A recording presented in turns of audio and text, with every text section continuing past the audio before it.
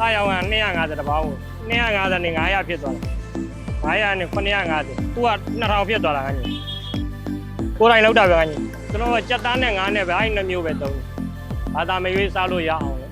ကျွန်တော်တို့ပွင့်ပြတာဟိုဆရာကြီးလက်ထက်တုန်းကပွင့်ထားတာသင်္ဆန်းကတော့မျိုး30လောက်ရှိပါတယ်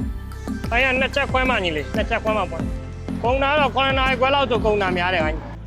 ဒီမှာတော့စုံရှိတယ်ညီလေးဘောဦးတို့ဆေးဘဲဦးကြက်မဲတို့စားဘဲဦးတို့ကနန်းလက်မတို့စားများတာကုန်စားများပါတယ်ကညီတဘာကို2000ဒါလေးတွေ2ခုပါတာဒါလေးတွေ3ခုပါတာကညီကိုယ်တိုင်ပဲလောက်တာကညီ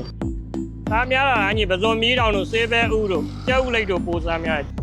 ဒါလေးကငေါဦးပါဒါကြက်ချလောက်ပါဒါကနန်းပါဒါဘဲဦးငယ်ဒါကြက်မဲစောကျင်ကညီရိုးရီးယားစောပဲကညီရိုးရီးယားစောလေးပဲသူကဂျင်းလေးနဲ့ငရုတ်သီးရဲ့ထည့်လိုက်တာပါဒါလေးကအချိုလေးပါဒါလေးကကြက်ချလောက်ပေါင်းလေးပါ